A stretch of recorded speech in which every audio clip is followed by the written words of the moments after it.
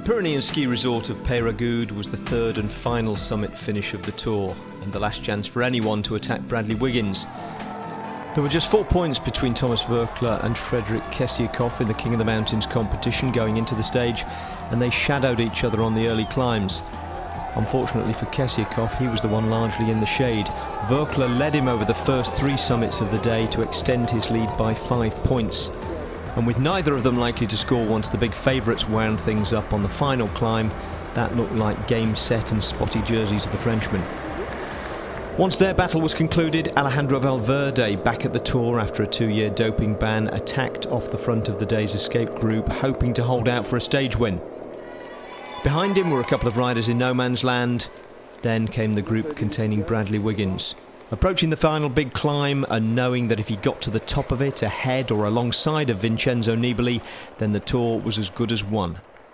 We can see the yellow jersey of Bradley Wiggins there. We can see also the lime green jerseys of Vincenzo Nibali's teammates are thinning out rapidly. There's only one left with him now. This is Thomas Voeckler. He's been caught. The only riders up front now are all riding individually. Valverde, Martinez and Costa, and then the group Wiggins. One thing might go into the advantage, Phil, of Alejandro Valverde here this afternoon. In fact, he's picking up a tailwind, and that will give him the advantage. That's Rui Costa just in front of the main field. So it's about to be down to just 2 men in front of the pack. And this is the courageous Chris Anker Sorensen at the back. He's cut his fingers on the left-hand side there. We don't know the exact story, but as you said, they believe it got caught in his front wheel. And that is not a very nice thing to happen. Just look at his legs there. I'm not sure whether that's the blood flying off his fingers or he actually did fall. There's still some confusion on that one. This is Thomas Voeckler. His job done. He's built 11 points lead in that King of the Mountains, and so now he'll be happy to see all of these riders steal the points, which are double on the last climb of the day today. And again, Haimar Zubeldia is in a spot of bother here at the back, as he was on day one. He's got to be very careful now, Paul. He could be losing his 5th place overall, and that would go in favour of the American TJ Van Garderen. You know, Alejandro Valverde is doing a storming ride here this afternoon on this Pyrenean stage, because if you look at that clock, these men have been chasing for around about 40 kilometres, and now all of a sudden it's still 2.5 minutes to the lone Spaniard. Number 14 down there from the helicopter is Chris Horner, who is again riding a superb race here. Now, he's finished in the top 10 in the Tour de France, but he's currently 13th in the Tour de France. Well, number 16, Maxime Montfort, and just in front of him, 15, Andreas Kloden, with 3 riders still in this group. Team Radio Shack will preserve their lead in the best team in the event, as Michele Scarponi, number 41, is in a spot of bother at the back too. Ivan Basso is doing a sterling job now as we continue to go up towards the top of this climb.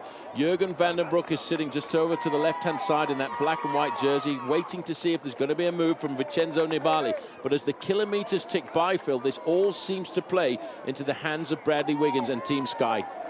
Yes, the battle to win the Tour de France in Paris on Sunday, well, there hasn't been one today. They've marshalled everything. They've been thinking, the favourites have been thinking, how can they just get a stage win out of this race? Because Team Sky have completely eclipsed them all week, and today is no different. We're getting up now to the final few meters of the Col de Peyragudes, and still Ivan Basso is stamping on those pedals to set something up for his teammate Vincenzo Nibali. But behind him, you've got Chris Froome. Behind Froome, you've got Bradley Wiggins. Ivan Basso sets the pace here. There's Nibali just going through. This is Chris Froome in front of his team captain Bradley Wiggins. Richie Porte, his elbow band is behind him. We are now under 10 kilometres to go, Banner, here for Alejandro Valverde. 6 miles. That would take him no time at all, except he's uphill all the way, bar 1 kilometre to the line and 3 kilometres downhill, the bridge from the Peyragudes to the Peyragudes. Yeah, I think make it, Phil, he's got about 2.5 kilometres to the top of this climb, and then after that he's got that descent for a couple of kilometres, and then it's uphill to the finish line in the finishing ski resort of Peyragudes. Well, Jürgen van den Broek is going. No, it's Van den Aert who's going. It's his teammate who's going to try and set it up, because this is the old 1-2 here this afternoon. He was in difficulty in the early part of this climb. He was sitting at the back end of the group. He's trying to do exactly the same as Movistar did earlier on. He's riding in front of this group, and he will hope that Jürgen van den Broek can respond behind. Well, this is a tactic which, frankly, is getting a bit boring. It never works, but they send a teammate away, the team leader joins, and then they all get caught. The face now of the man who's climbing away from the Tour de France and looking for a stage win, Alejandro Valverde. It is Jelle van den Aert who's trying to chase him, but the spread is still, well, they're saying 1:47 now, so it is coming down. Slowly but surely they're eating into the advantage, but they're going to have to make it come quickly if they want to pull Alejandro Valverde back into the field before the finishing line.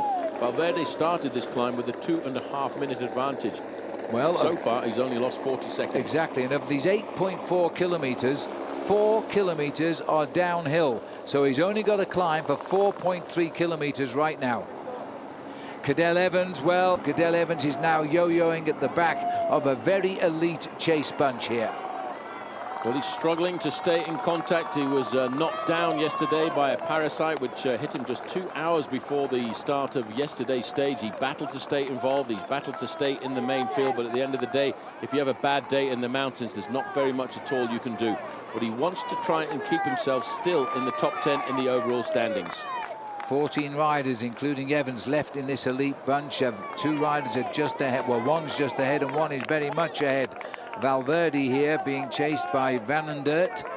Van den Aert himself, a stage win in the Tour de France last year. He won at the Plateau de Baille and also led the King of the Mountains for 5 days. So he's no stranger to the high mountains. Yeah, well, Cadel Evans is looking at the back end of this leading group of protagonists in the Tour de France, just battling to stay inside the top 10. Defending champion from last year, he's done well in the Tour this year until this final couple of days in the Pyrenees. Here comes the move that the bridge was formed for. As Van den Aert is up the road, it's Jürgen van den Broek who lifts the pace. Well, right on his wheel there is Pierre Rolland, the Frenchman, who was dubbed the King of the Alps because of his stage victory, and so too is a reaction coming from the young Frenchman, 22-year-old Thibaut Pinot in the 3rd position there. But still, it looks as if they're starting to pick it up with Nibali.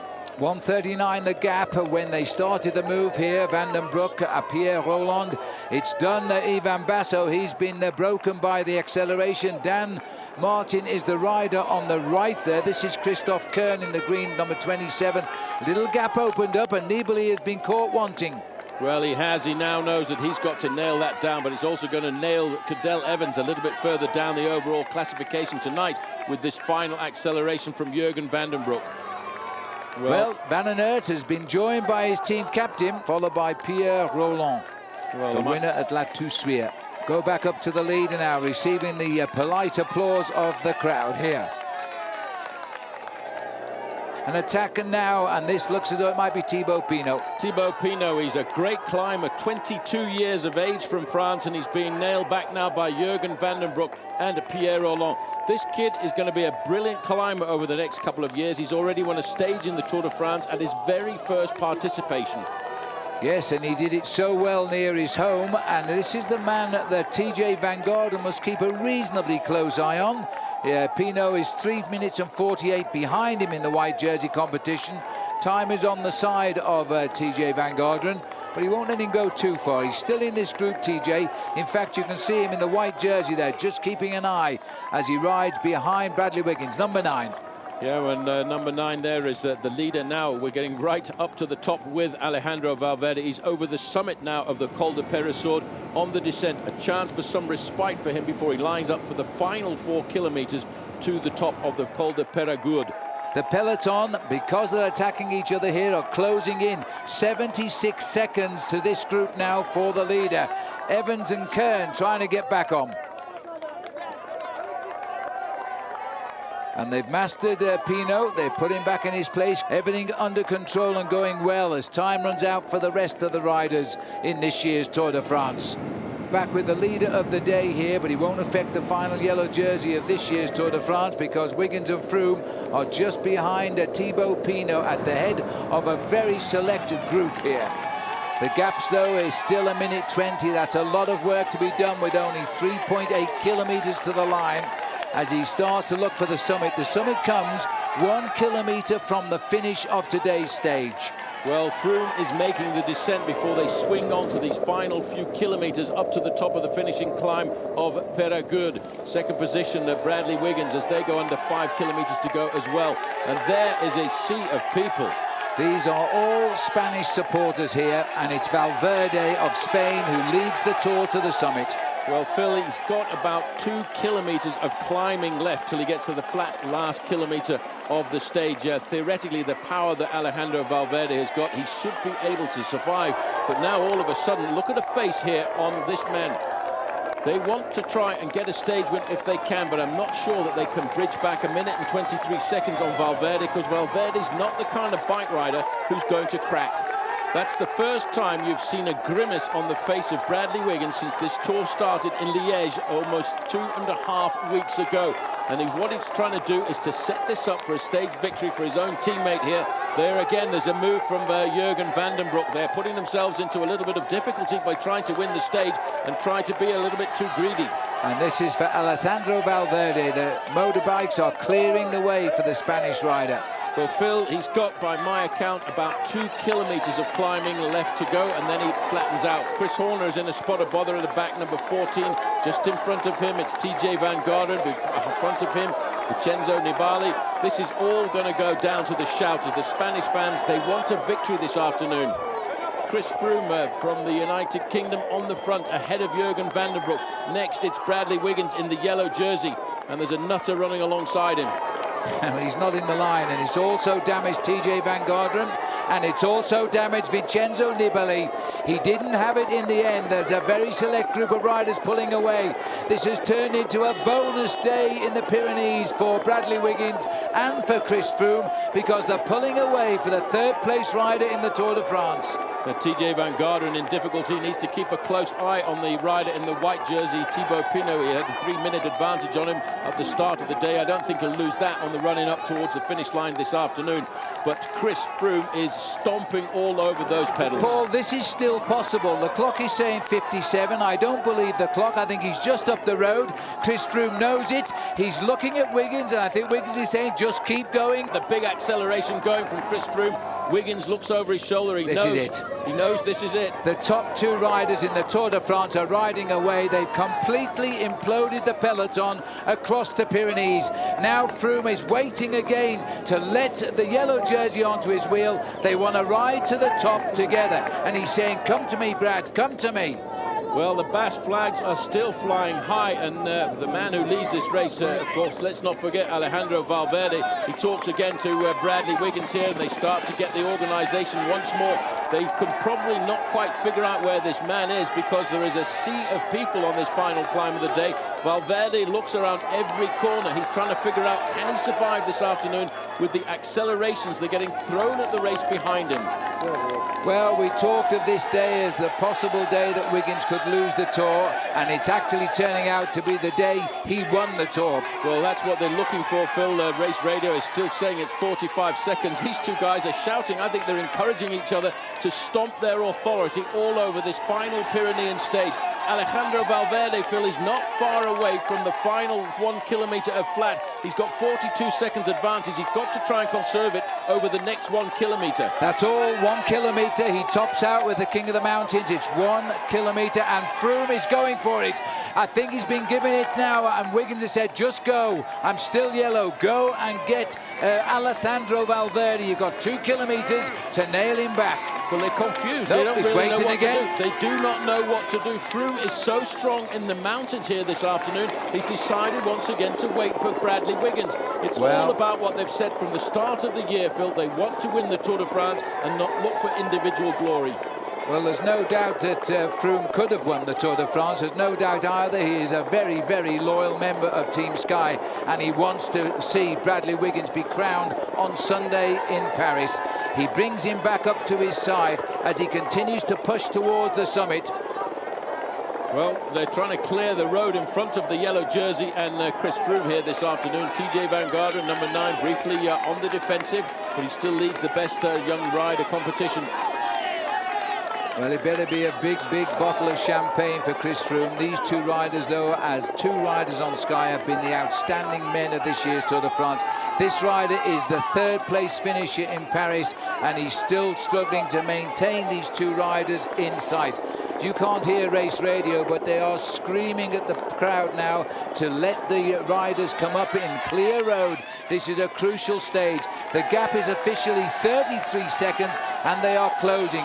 He's going to win by the skin of his racing shorts because we go downhill for the last kilometre. But I'll tell you one thing, Phil. Chris Froome, I reckon, could have won this stage here this afternoon if he hadn't waited for his teammate and team leader, Bradley Wiggins. Nibali, though, in difficulty. He was the attacker yesterday. As they curl their way up to the top of the peyragudes climb, they'll be king of the mountains points, which won't matter, but just over the top by a kilometre is the finishing line. This man is nearly there. The gap is 30 seconds. Froome could have crossed that gap. I am sure that he could, but now Alejandro Valverde is into the flatter part of this course now. There's 1 kilometre to go, and from here, it's flat.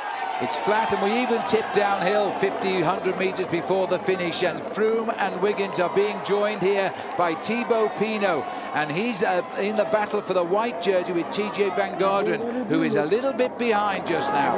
Well, Chris Froome is really turning himself inside out now. He will look for that banner that indicates 1 kilometre to go. It should not be a problem at all for Alejandro Valverde to survive here this afternoon. He's looking now to see the banner that will indicate 500 metres to go, and the finishing banner above it. As he comes in to the square now, he will see where he's headed to. It's been a magnificent breakaway. He went away on his own.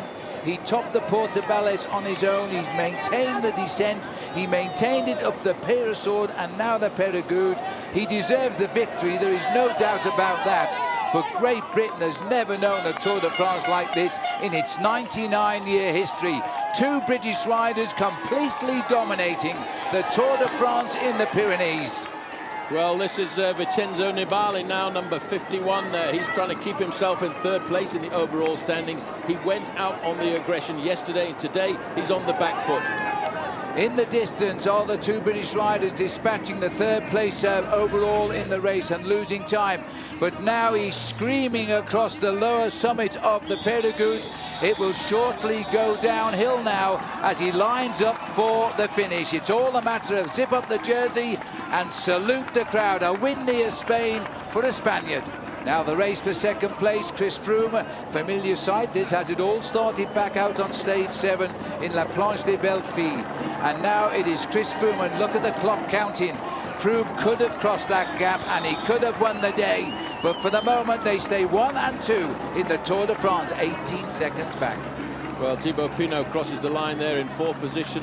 Pierre Rolland comes in next with Jürgen van den Broek, but the first two riders in the overall standings have extended their lead. This man had a bad day today, Vincenzo Nibali, but he was aggressive and his team set it up for that incredible finale. And it was a finale. Subject to some time gap adjustments, the podium for Paris was set, and it read in reverse order: Vincenzo Nibali, Chris Froome, Bradley Wiggins. Once we went over the Peyragudes, I could see everyone was in bits, and I still felt great at that point. And Froome even looked round and said to me, he's nailed, you know, Nibali's talking about Nibali. So we knew that he wasn't going to attack in the final, that it was just a case of getting to the summit. So that's when I took it up, you know, 3K to go, and I just sort of lost it all, you know, lost everything, all the concentration, all that kind of performance crap and all that sort of stuff went out the window, you know, and it was just like, I sort of allowed myself then, perhaps stupidly because the race wasn't over, to just sort of think of everything I got to get to this point, you know, and all the people that helped me, and Froome was sort of egging me on for more and more, and I knew that, you know, we didn't have to, and so I was just sort of more concentrating on my own pace, really, and yeah, it was a nice feeling. And it can't have been a bad feeling for Thomas Voeckler. After his extended spell in the yellow jersey last year, he'd finally found one he could hold all the way to Paris. With only 7 points left in the mountains competition, his lead over Frederick Kessiakoff was 11.